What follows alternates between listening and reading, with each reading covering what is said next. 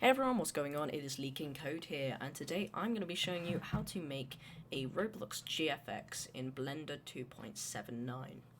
Now, the reason we're using Blender 2.79 is because Blender 2.8 is a little more difficult to work with when working with GFXs, and so I thought I'd show you the more simple way using 2.79.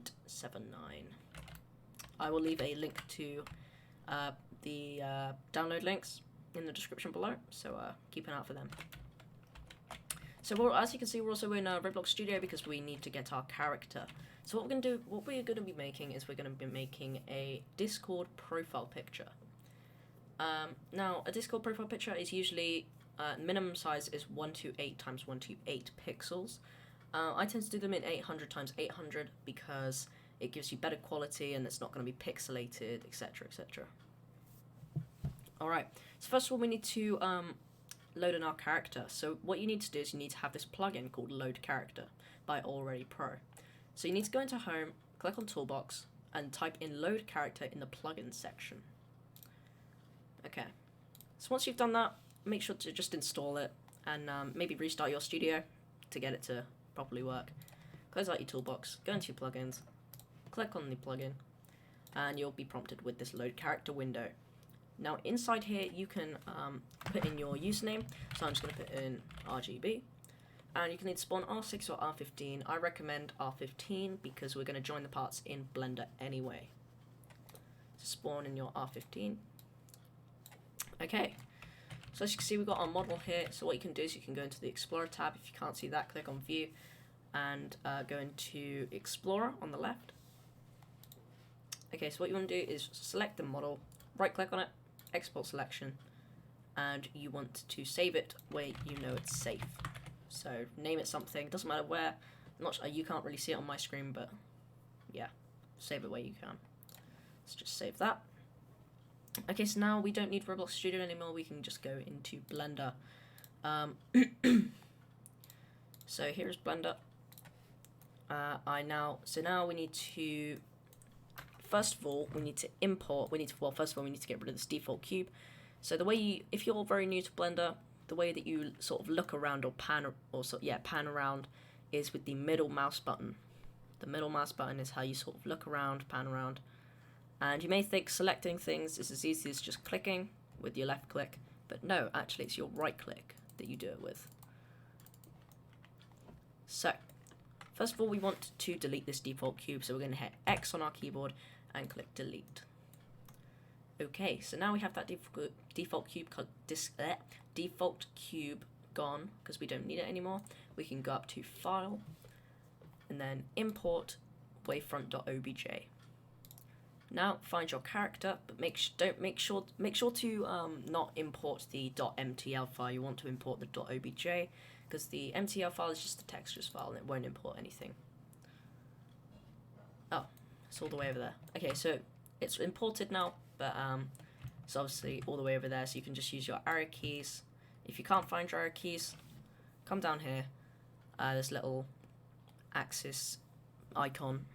You can click that, and you can either select the rotation, the scaling, or the moving tool. Now, as you can see, the origin, which is this thing, is a lot further away than we actually need it to be. So what we can do is we can go and hit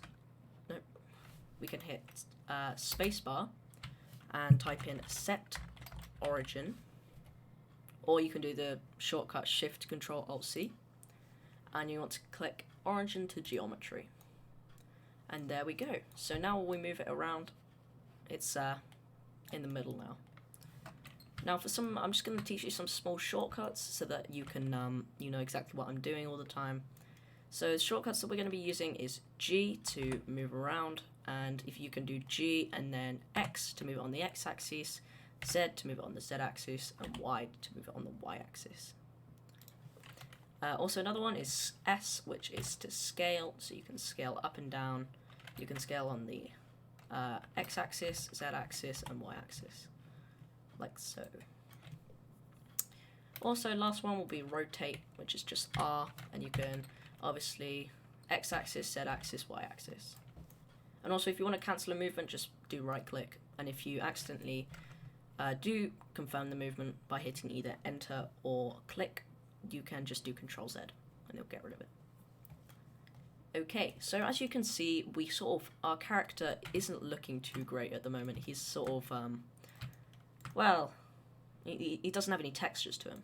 So what we can do is we can hit N on our keyboard, which opens up the Tools panel. We can look down here underneath Multi-Texture, there's Textured Solid. Now this will enable it for the viewport so that we can, well, literally, as it says there, it displays face-assigned textures in solid view. So if we just check mark that, as you can see, we can now see our character's skin. And as you can see, there's lots of strange dots all around our character. That is the different medium points. Now the points are where the different parts of your character are. As you can see, we have one there, you know, there. But because our character is an R15, if you did an R6, you would only have 6 pieces. There'd be like one as the arm, one as the other arm, one as the leg, one as the other leg, one as the torso, and one as the head and hair.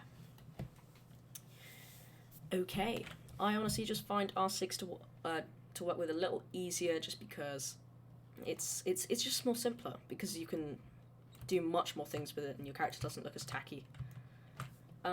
Okay, anyway, so now we need to add some sort of graphics to our character. So we can, while we're still in the tools bar, we can go down. So underneath text order, we got matte cap. Ignore that. If you go down a little bit more, we have ambient occlusion, which sort of adds a little bit of effective lighting. So just check that. As you can see, a little bit of shadows has been added to our character. Okay, so now what we need to do is we need to come over to the world section, which is up here in the world icon, and we're going to come down here and we're going to check all three of these. So this will just give us maximum sort of quality on our model when we render it. Okay, so now we also need to set up our render settings. So we can go into the little camera icon, and underneath render presets, click on HD 1080p. HD TV, sorry. So now in the resolution where it says X and Y, you want to, if you're doing a Discord profile picture, you can do 800 times 800. So I'm just going to put 800 in each box. Make sure that's scaled up to 100%. So then, otherwise, if it's 50%, it'll only be 400 times 400, and etc. So it doesn't matter what you put. You can do 1920 by 1080, 720. It really doesn't matter. It's up to you. We're not gonna mess with the frame rate because we're not doing an animation, but we could come down here to the sample motion blur. We can click that, and underneath shading, we can go over here and where it says alpha, because we're going to export this as a PNG so that we can edit it in Pixlr. So where it says alpha, go into sky, click transparent. So this will get rid of a solid background because we won't need it. And yes. Okay, now for the last render setting, before we do anything else, where it says TMP, which is the temporary file, click on this little file icon here, and you can choose a file place where you want to save it. So I'm going to save mine right here, and I'm going to call it RGB finished. Accept. Okay, so once you have all that down, we are now going to start modeling. So we can hit N on our keyboard to get rid of that. Also, if you don't want these tools over here, they're not very important. You can just sort of drag and slide them across like that. Now, what we can do is we can add another window, when this will be our fully rendered mode, and we'll be able to see everything that goes on. So what you can do is, at this little arrow over here, you can sort of drag it out. Oh. And if you accidentally drag out too many like I did, right click when you hover over this little bit here, and click join area, and click over there. There you go. So now I have two windows, and as you can see, they're exactly the same. So what you can do is you can hit number pad 0 on your number pad, and that will get you into your camera view. Now, camera view is going to be really important because it's going to be our final product. And yeah, so what you can do is you can do Shift F, and that will sort of bring you into a first person mode where you can move the camera with WASD and your mouse to move it sort of like this. So I'm going to give mine a little bit of an angle like that. Yeah, and when you're ready, just left click or hit enter. Now we are going to switch to rendered view in this window. So make sure you hover it over this window, otherwise it will go into that window and we don't want it. So just hold down Z. Oh no, sorry, don't hold down Z. Go into where it says object mode. On the right of that there is the viewport selection. So you can click on that and click on rendered. Now it may sort of come up with it may look a bit grainy here. Don't worry, that'll all be fixed when we export it. Okay, so now we're free to move in this section. So what I'm going to do is I'm going to rotate my character's head around a little bit. So first of all, I need to join the head and the hair together, because as you can see, if I rotate my character's head, the hair doesn't move with it, and that's pretty bad. So what we want to do is we want to do Shift. If you want to do Shift, right click on the head, and Shift right click on the hair.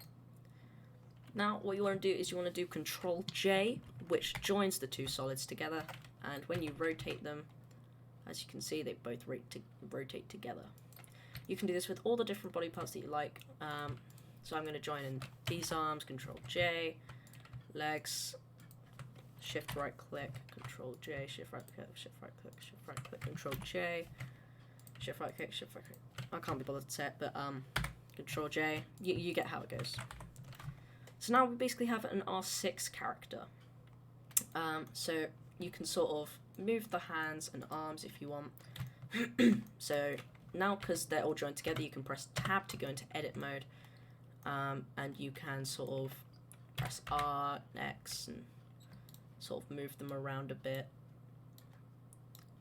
Just see what you like. It's everyone to their own preference. So I'm probably just going to keep mine like this, but I am going to rotate the head round. So I'm going to do R, Z, and I'm just going to rotate a bit. Oh, whoops. Like that. I'm going to make it look at the camera though. So sort of keep it going until it looks at the camera, or you can really do whatever you want. You don't have to follow what I'm doing. But yeah, I think that looks good. Okay. So as you can see, it still looks a bit grainy. Obviously, don't worry about it. For some reason, my temp folder is gone again. So if it does that to you, just reset it. Actually, no, you don't need a temp folder. Sorry, I completely forgot about that. You don't need a temp folder for PNGs. Okay, so now we are good with our PNG. So what we can do is we can hit F12 to render. And as you can see, we now have our fully rendered image right here.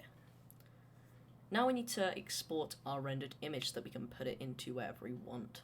So you can go down to here where it says image, click that, click as save as image, or hit F3 and save it wherever you like. So I'm going to save it in my GFX folder. So I'm going to call this RGB tutorial save as image. Okay, so now we are completely done in Blender. We are almost at the end.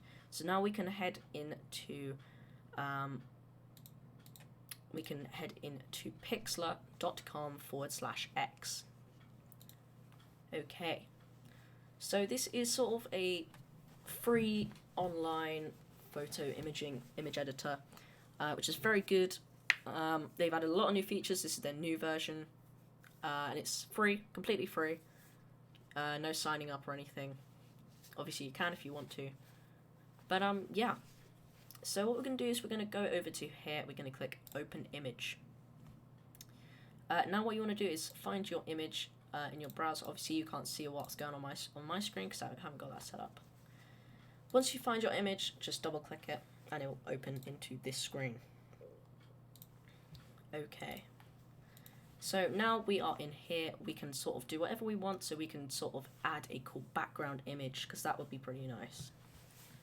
So what we can do is we can sort of look up some nice images if we want to.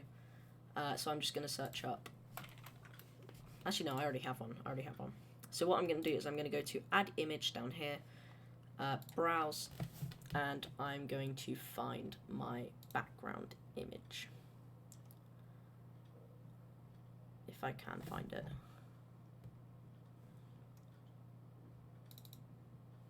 And so double click it, open image, just do Add Current. As you can see, this is sort of the wrong size, so actually I might just search up a new image. Give me a second.